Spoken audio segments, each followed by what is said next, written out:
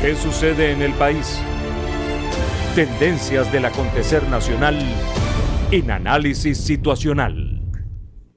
Hoy nos acompaña Rafael Simón Jiménez, abogado, historiador, profesor universitario político y destacado analista político. ¿Cómo estás, Rafael? Mucho gusto, Oscar, estar aquí contigo. Bienvenido. Se reedita nuevamente la estrategia insurreccional, pareciera, ¿no? En mi opinión. Pero hay algunos factores distintos a las tentativas anteriores. Fíjate tú, yo creo que hay un agravamiento de la crisis venezolana en todos los órdenes. Creo que la crisis venezolana tiene, en primer lugar, es una crisis sistémica que abarca el conjunto de las instituciones y el conjunto de la sociedad. En segundo lugar, creo que es una crisis terminal. Y terminal en el sentido de que el gobierno, a mi juicio también, no tiene los instrumentos para poder siquiera aliviar el peso de esa crisis, entre otras cosas, porque muchos de los factores que han llevado a esa crisis han respondido a las propias estrategias equivocadas del gobierno. Sobre todo, por ejemplo, en el campo económico. Claro, no, la situación, por ejemplo, en Venezuela, mira, hay 100 problemas que resolver, Oscar, pero hay que empezar por algunos. Venezuela no puede iniciar ningún plan de recuperación económica de ningún signo, ni bajo ninguna conducción, que no parta de la recuperación de la producción petrolera. Porque el petróleo ha sido, para bien o para mal, desatendiendo todos los llamados que se han hecho a la diversificación, a sembrar el petróleo, esto es la savia fundamental de nuestra economía, es de lo que se alimenta nuestra economía. Entonces, llegar de 3 millones de barriles de petróleo a 1 millón de barriles de petróleo en una caída que no se detiene es una situación demasiado grave. Entonces, yo creo que aquí hace falta, mira, una de mis especialidades en los últimos tiempos académicamente es lo que llaman la justicia transicional, que son todos estos mecanismos que se han puesto en sociedades que han vivido situaciones similares y algunas mucho más graves. Porque, por supuesto, cada quien que vive una situación piensa que es la más grave que ha vivido, ¿no? Pero bueno, no la de Sudáfrica, las de la dictadura genocida del Cono Sur, los propios países que pertenecieron a la Unión Soviética. Entonces, yo creo que primero tenemos que estar conscientes de que después de 20 años de un debate político desgarrador, en el que se han varias veces, digamos, intensificado los puntos de confrontación entre los dos bloques fundamentales que se disputan el poder, creo que la conclusión es que hay que dar paso de la confrontación a la negociación, al entendimiento.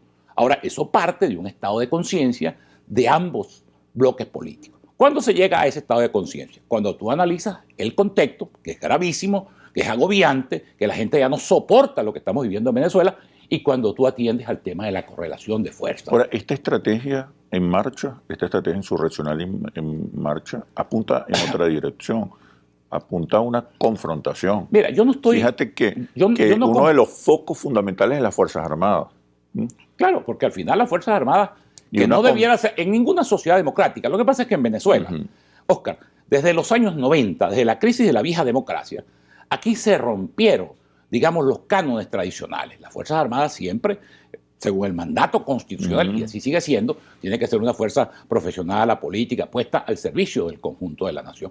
Bueno, eso se rompió, como se rompió el estilo de hacer la política también. Nosotros, mira, yo fui opositor a los 40 años de la hegemonía bipartidista en Venezuela, pero allí tú tenías un campo de convivencia, es decir, la política se hacía civilizadamente, bajo aquel precepto de que lo cortés no quita la valiente. Bueno, la propia profundización de la crisis, porque no se olvide que las sociedades compran un discurso cuando sus propios problemas los llevan a casarse con ese discurso. Si la sociedad alemana hubiera prolongado el bienestar que le había dado la República de Weimar luego de la Primera Guerra Mundial, seguramente Hitler no hubiera aparecido, como no hubiera aparecido Mussolini en Italia si no se hubiera producido toda la crisis que lo llevó al poder. En Venezuela pasó una cosa similar. Yo siempre digo, yo cuando se inició la democracia tenía 5 años, pero mi hogar fue un hogar siempre altamente politizado y yo estoy en la política y lo digo casi como ejercicio de exageración pedagógica prácticamente desde que nací, porque nací contaminado por la política y ya a los 12 años era un actor político directo. Entonces, en Venezuela, digamos, en los años 90 se produjo una ruptura que no se recompuso nunca más, porque pasamos de ser adversarios políticos a ser enemigos políticos. Y el propio lenguaje que se utiliza cuando tú ves escuálido, cuando tú ves la descalificación, pitillanque, es un discurso que no abona la posibilidad, criminales, o sea, no abona la posibilidad de que tú logres un acercamiento y un consenso. Y tú sabes qué es lo lamentable, Oscar, que vamos a tener que llegar a unos acuerdos tarde o temprano. todas las sociedades donde se han dado transiciones de una manera o de otra, al final han tenido una negociación de por medio. Porque un país no puede, a menos de que nosotros partiéramos el país por la mitad y dijéramos, para esta mitad los chavistas y para esta Venezuela mitad del norte, Venezuela del norte, Venezuela del sur, como Setia, por ejemplo, entonces nosotros pudiéramos, solamente de esa manera, pudiéramos continuar desgarrando Venezuela. Ahora, ojalá que de esta crisis política, del agravamiento de esta crisis política, surjan, porque, bueno, hay signos preocupantes, signos de que se está incrementando, de que hay, vamos a decir, un incremento en la conflictividad o un incremento, digamos, en el tono político, hay amenazas de desbordamiento, pero también hay como unas cosas, como unas lucecitas por allí que se comienzan a alumbrarse. El propio secretario general de las Naciones Unidas, Antonio Guterres, ha manifestado la disposición de mediar. La propia Unión Europea ha demostrado interés y ha nombrado lo que llaman un grupo de contacto. El presidente mexicano, Andrés Manuel López Obrador, se ha también puesto a la orden. Y yo creo que, mira, ojalá que exista conciencia en los factores políticos para entender. Pero hay algunos ingredientes nuevos que quiero que destaquemos una vez que regresemos de los comerciales. Sí. Ya venimos. ¿Qué sucede en el país? Tendencias del acontecer nacional en Análisis Situacional. ¿Qué sucede en el país? Tendencias del acontecer nacional en Análisis Situacional. Hablábamos que hay una especie de relanzamiento de la misma estrategia de confrontación, de violencia, de caotización y neurotización de la sociedad. Pero hay algunos factores nuevos que es importante destacar. Por ejemplo, el protagonismo internacional en el conflicto venezolano, sobre todo el protagonismo de los Estados Unidos. ¿Qué cosas observas? Fíjate tú, el conflicto político a lo largo de estos 20 años ha estado presidido por dos factores fundamentales. La pretensión de quienes ocupan el poder de hegemonizar y de quedarse en el poder para siempre, cosa que no digo yo, lo proclaman permanentemente que eso va a ser para siempre. Y una estrategia absolutamente equivocada que ha practicado la oposición a lo largo de estos 20 años y que es la que ha permitido la prolongación del chavismo en el poder. Entonces nos hemos acostumbrado. Yo siempre comento que a mí en psicología de tercer año, de cuarto año de bachillerato, siempre me impresionó mucho aquello de los reflejos condicionados de Pavlov, que el famoso psiquiatra ruso, ¿no? Que ponía el ejemplo de cómo la gente se acostumbra a las cosas. Entonces había un perrito que siempre iba a buscar huesito y cuando no había el huesito ya iba por reflejo a buscar huesito. Entonces te pongo este ejemplo de exageración pedagógica porque yo creo que ahora estamos frente a una realidad nueva. Y creo que el gobierno sigue creyendo que la oposición vaya a buscar huesito. Porque así es como lo ha hecho rutinariamente durante todo este tiempo y eso le ha permitido al gobierno obtener sobreestimando una victoria.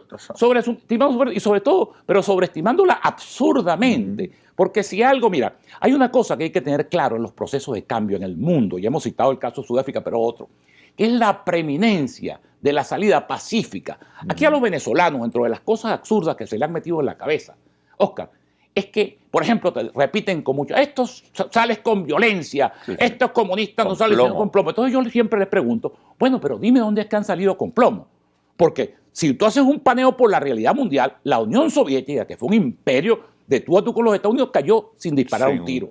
El régimen de apartheid sudafricano sin disparar un tiro. Las dictaduras del Cono Sur sin disparar un tiro. El señor Fujimori sin disparar un tiro.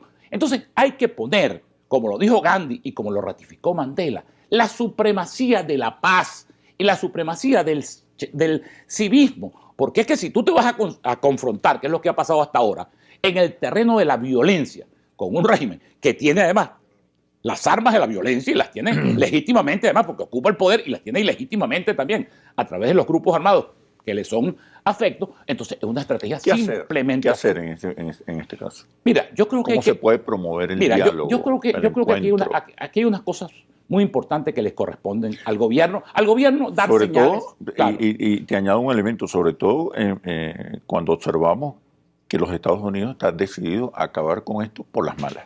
Sí, yo creo que hay una estrategia mundial que está, y particularmente hemisférica. ¿Cómo en medio de ese contexto adverso avanzar en un camino hacia la paz? Si tuviera disposición, si entendiera en primer lugar esa realidad, yo creo que no este gobierno, todos los gobiernos van poco a poco perdiendo el sentido de la realidad y crean una realidad paralela que es su realidad y la realidad de su entorno que no les permite ver las dinámicas reales de la sociedad.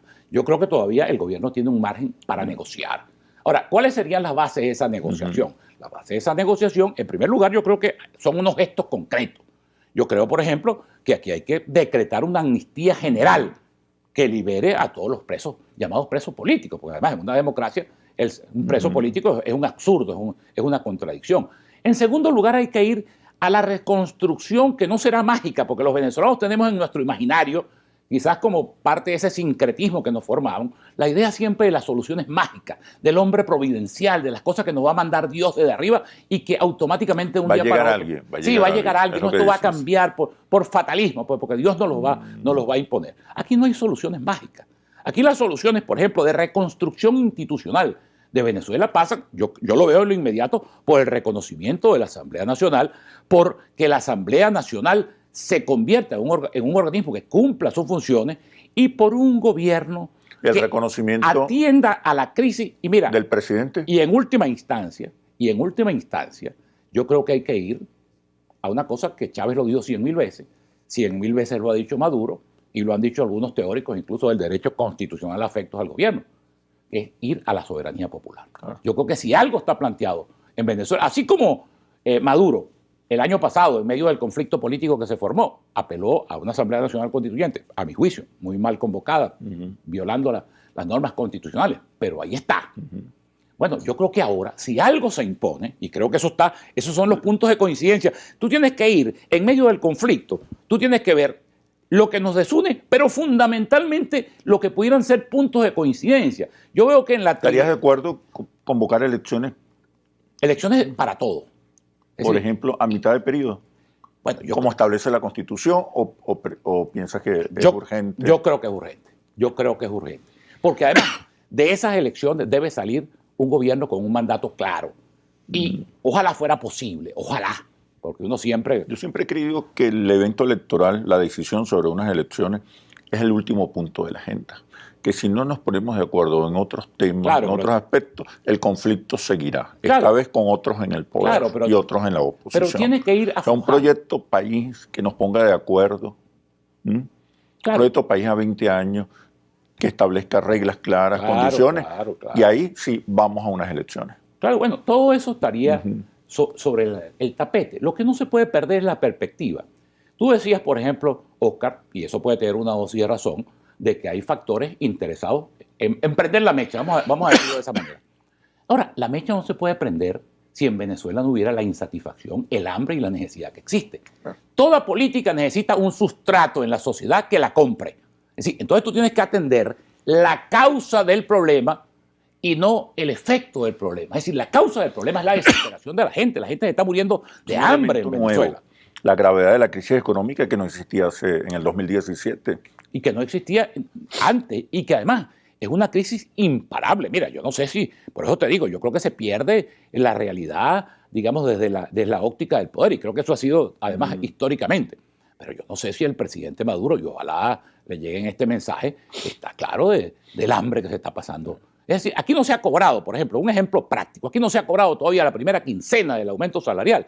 Y ya el sueldo se lo devoró, porque la hiperinflación es imparable. Y además la hiperinflación, eso es otra cosa, Oscar, es un fenómeno absolutamente ajeno a la realidad del mundo. Eso no existe hoy en día en el mundo. Acuérdate tú incluso, hubo 2 hiperinflaciones que hicieron que 2 presidentes adelantaran su salida del poder. Raúl Alfonsín en 1987 y Alan García en 1989. Presidentes que entendieron, yo no puedo con esto, y aquí está mi sucesor, que tiene más legitimidad, que tiene más apoyo, y en efecto, eso lo liquidaron, porque la hiperinflación hoy en día es un fenómeno absolutamente, si es inducida, si es propia, si es estructuralista, si es monetarista, la inflación hoy en día en el mundo no existe. Comentábamos fuera de cámara, en Argentina el programa neoliberal o el programa liberal de Macri ha resultado un fiasco, o sea, no ha dado ni siquiera los efectos tradicionales de los programas de ajuste estructural. Entonces tú dices, bueno, movilización de las masas argentinas, los sindicatos argentinos que son tradicionalmente muy poderosos, inflación de 40%, aquí inflación de 1.400.000, de 10 millones, magnitudes. Mira, yo fui a la Argentina en 1983 después de la Guerra de las Malvinas, aquel era un país invivible y era una inflación del 2.000%, 3.000%, y tú sentías que aquello era agobiante. Entonces, bueno, el gobierno tiene que atender a esa situación. porque no es, tienen que quitarse de la cabeza que lo puede sacar, lo que puede llevar esta crisis a una escala y puede llevar a una situación indeseada en Venezuela, no es la oposición, es el hambre, es la necesidad de la gente. Sí. Oscar, eso tiene que tenerlo clarito. Para ti es fundamental, bueno, fomentar el diálogo. Y la iniciativa creo que está en manos del presidente de la República para convocar a otros sectores de la población. ¿A qué sectores? Porque hay una oposición que está jugando a la insurrección y a la violencia. ¿A qué sectores y de qué manera convocarlos? Pero me respondes cuando regresemos de los comerciales. Ya venimos. ¿Qué sucede en el país? Tendencias del acontecer nacional en Análisis Situacional. ¿Qué sucede en el país? Tendencias del acontecer nacional en Análisis Situacional. Te preguntaba cómo hacer para realizar el diálogo, habiendo una oposición que está liderando hoy las acciones de los adversarios al gobierno y por los factores internacionales que han decidido terminar esto por las malas. Yo creo que todavía existen, en primer lugar, porque en toda negociación, sobre todo cuando se han roto, cuando hay tanta polarización, son muy importantes los mediadores, los facilitadores, los intermediadores. Por eso te decía que la oferta del secretario general de las Naciones Unidas, que es un hombre además archiautorizado, con un conocimiento además específico de todas estas realidades, del propio presidente de México, López Obrador, que algunos ven en este perjuicio, en esta polarización, lo ven como un aliado del gobierno, y de la Unión Europea. Yo creo que el gobierno debería dar paso. Ahora, tú tienes que entender, Oscar, que hay realidades. La realidad de hoy es que el centro político de la oposición venezolana es la Asamblea Nacional. Es una realidad que está allí. Te guste o no te guste. A uno generalmente no le gusta. Tú sabes lo que es sentarse, tú sabes lo que era para los socialistas chilenos sentarse con el general Pinochet enfrente. ¿Tú crees que le podía? O para Mandela sentarse con Leclerc, que lo había tenido 27 años preso. ¿Tú crees que eso le puede gustar a alguien? Ahora, son realidades. Ahí es donde priva, ahí es donde tú ves la responsabilidad de un liderazgo político. Mira, ahora estamos celebrando los 61 años del 23 de enero. Hay que ver lo que significó que se pusieran de acuerdo en un solo frente por el rescate de la democracia, desde la Iglesia Católica hasta el Partido Comunista, ubicadas en las antípodas ideológicas, filosóficas de toda naturaleza. Ahora, ¿qué fue lo que llevó a eso? Bueno, una grandeza de liderazgo. Gente que renunció a sus parcelas políticas, a su liderazgo público, en función de un objetivo de país. Yo creo que eso exactamente es lo que está planteado ahora. Entender la gravedad de la crisis. Entender que esta crisis es de unas dimensiones que no la puede resolver ningún factor en particular y a partir de allí sentarse en una negociación donde tienen que colocarse rápidamente sobre la mesa por lo menos elementos que distiendan el ambiente político. Por eso abrir espacios a los empresarios, a los trabajadores, y por eso mismo te a los hablaba, profesionales. Medidas incluso de gracia, medidas de perdón, medidas de amnistía, que pudieran, digamos, reconciliar al país. Y otra cosa, porque en esto tú mismo me lo apuntabas fuera de cámara, a veces pareciera que los radicales de parte y parte predominan. Predominan por lo bullarangoso, predominan por el lenguaje extremista, hacen mucho ruido, parecen muchos. Pero la inmensa mayoría del país es gente de paz, es gente que quiere bienestar. 80%. Ayer se lo decía yo en una conferencia que le daba a los alumnos de Relaciones Internacionales de la Universidad de Santa María. ¿Qué queremos los venezolanos? Oye, vale, después de 20 años de haber padecido todo esto, poder vivir en un país donde se pueda volver a vivir en un país donde te alcance el salario, vivir en un país donde podamos vivir en paz. Ahora, claro, siempre hay una gente dislocada, siempre hay unos que quieren matar a otros, siempre hay otros que creen que esto se puede resolver con plomo. Sí, pero la inmensa mayoría del país, y cuando digo mayoría del país, digo de un lado y de otro, lo que quiere es que por fin, después de 20 años, digamos, tan serios, tan tormentosos, tan agobiantes, los venezolanos podemos iniciar una ruta de reconstrucción del país en todos los órdenes, incluyendo el orden afectivo, que es tan importante para la convivencia. ¿Tú no crees que la voz de esta oposición moderada, democrática, que busca la conciliación, que es una oposición que existe, ha sido muy tímida, ha tenido una voz muy baja, ha tenido como temor a pronunciarse claramente? Pero es que eso tiene una contraparte también, Oscar, en el gobierno. El gobierno tampoco ha estimulado, digamos, la interlocución con ese sector. El gobierno, mira, durante mucho tiempo ha practicado una política muy arrogante y ha descalificado en bloque a todos los que se le oponen, ¿no? Es decir, quitándole además legitimidad a la propia esencia de la democracia. Pues la democracia es eso, la democracia es gobierno, es oposición, son consensos, son disensos, es un juego plural, es un juego dinámico. Entonces, lo primero que tiene que meterse, mira, yo eso lo proclamé durante mucho tiempo, incluso por mi conocimiento con Chávez. El chavismo tiene que quitarse de la cabeza la idea hegemónica y la idea marxista-leninista de una serie de doctrinas que hoy en día no tienen ninguna, son doctrinas fracasadas, obsoletas. Y tiene, si quiere sobrevivir además en el tiempo, tiene que dotarse de un credo democrático. Mira, yo ponía la diferencia. Yo decía incluso la diferencia. Programáticamente. Claro, programáticamente. Ajá. Si quiere sobrevivir y si quiere entender que una fuerza democrática tiene que tener un espacio, porque esa es otra cosa. El chavismo, suponiendo que el chavismo fuera relevado del poder, el chavismo es que tiene un espacio político, pues una realidad política que va a seguir existiendo. ¿En qué porcentaje? Bueno, eso lo dirá sus propios conductores y el propio tino que tengan quienes conduzcan eso. Pero eso es una realidad. Nosotros tenemos que reconstruir aquí la democracia desde el punto de vista del respeto, de la tolerancia, de aceptar al adversario, de todas esas cosas que hemos perdido. Lamentablemente nos hemos contagiado todos de un ambiente de intolerancia, de un ambiente de odio, de un ambiente de ver al adversario como enemigo y querer cortarle la cabeza. Y eso es la negación de la democracia, si tú lo practicas en el gobierno o si lo practicas en la oposición. Bueno, Rafael, muchísimas gracias por este análisis situacional. Hasta pronto. Ha sido un placer para mí, Oscar. Venezuela es de todos y la construimos entre todos. Todos somos la solución. Soy Oscar Chemmel y los espero en un próximo análisis situacional por Globovisión. Aquí nos vemos todos. ¿Qué sucede en el país? Tendencias del acontecer nacional en Análisis Situacional.